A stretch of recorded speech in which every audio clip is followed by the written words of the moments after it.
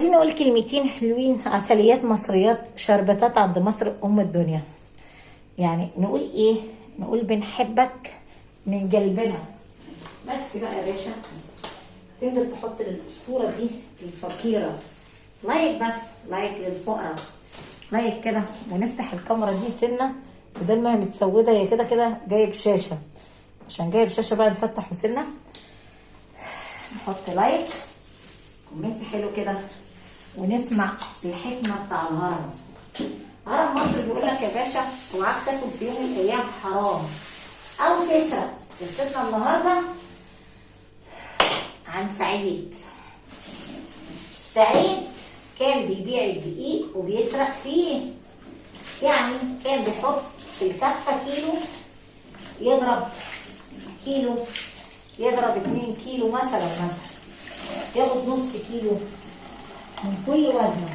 طبعا ده حرام حرام. لحد ما في يوم من الايام فضل يسرق يسرق يسرق ويعمل فلوس ملهاش تل ولا عدد. اخرتها ايه بقى؟ اخرتها سودة على دماغه اليوم. الراجل ده عمره 50 سنه، حاج سعيد. كان بيفكر ازاي بقى؟ ان محدش هيكشفه، وان ربنا نايم، يعني ما بيشوف حد. فهمتوا؟ فده هو ده اللي وداه في داهيه. كانت الناس تقول له الميزان ناقص يا حاج، ما كانوش بيشكوا فيه بقى. بيخش المسجد يصلي وعامل لي نفسه امام جامع. انا اقول لك بس مش عارفه اقول ايه، بس اقول ايه بقى؟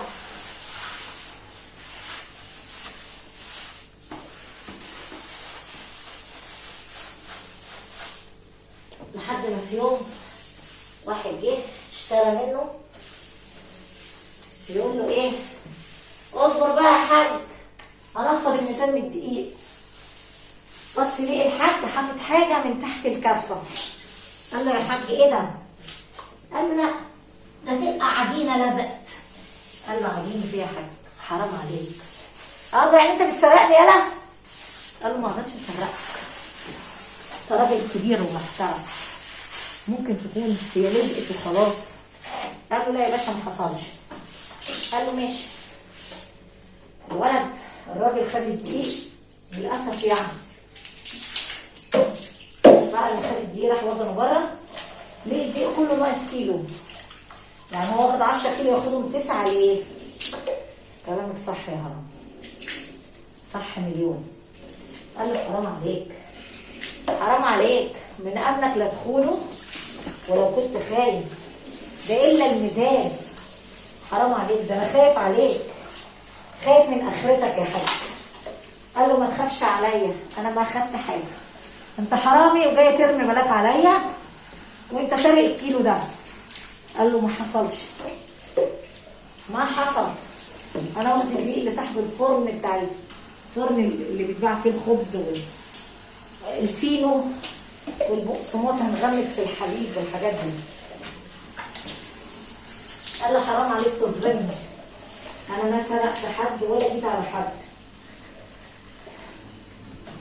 لحد ما واحده في يوم من الايام جات له اخد حاجه، فضل شغال شهور على نصب السرقه. فكرك انت الحرامي هو الحرامي بيتساب؟ ربنا يعني بيسيبه؟ لا.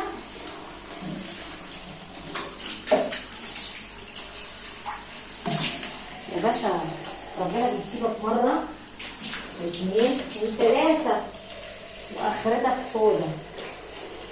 بجد هناك بجد انا ما اقدر.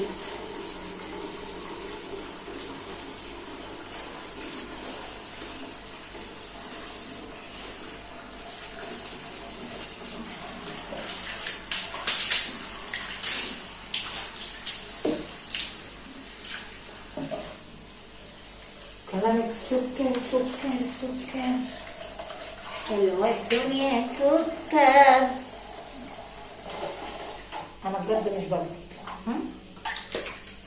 لو عايز تلعب اي لعبه اوعاك تاكل في الميزان، اوعاك تبقى حرامي هتقابل ربنا.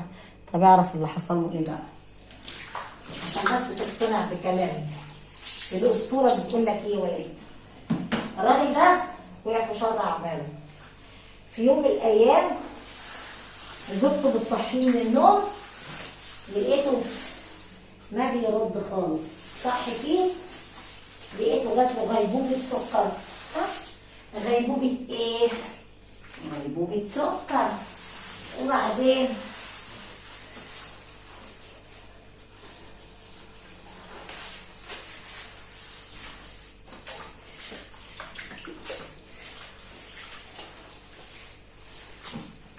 طبعا طلبوا له الاسعاف عشان يشوفوا الدنيا ماشيه ازاي. للاسف يعني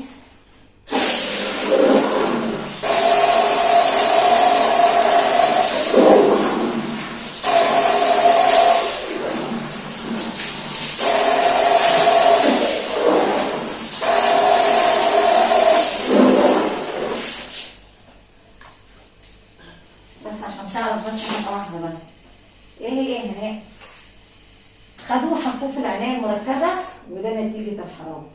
فاق بعد شهرين بس 2. بس ده عقاب مين؟ عقاب ربنا. الست اللي بتربي يتامى جات له قالت له دي ناقص، قال لها لا ما حصلش. قالت له حرام عليك، ده انا باكل عيش. اللي ناقص ده مين اللي هيديهوني؟ قال لها غوري في داهيه من هنا. قالت له حسبنا الله ونعم الوكيل. حسبنا الله. شفت انت بقى؟ بيتهز لها عرش. حسبنا الله ونعم الوكيل. انا ما مسامحاك لانك حرامي. راح سافحها كفيها على وشها في الارض. عرفتوا بقى؟ عرفتوا؟ بعدها جه صحوه جات له غيبوبه السكر دي. لو سمحت اوعاك تاكل حرام في يوم من الايام. لو سمحت لو سمحت لو سمحت ادينا اقول لك ايه اهو.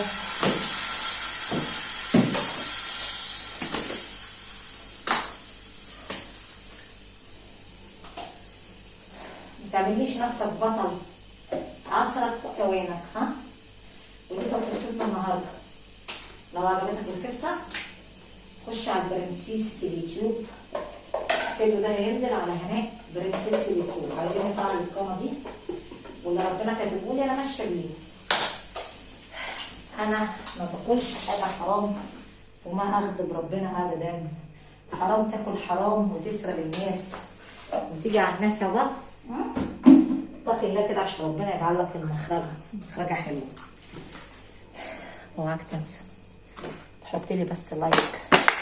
انا زلمه فقيره لو اتزحلقت بقى ذنبي في رقبتك. انا زلمه فقيره محتاجه اللايك. كومنت حلو كده قولي الله معك يا هناء.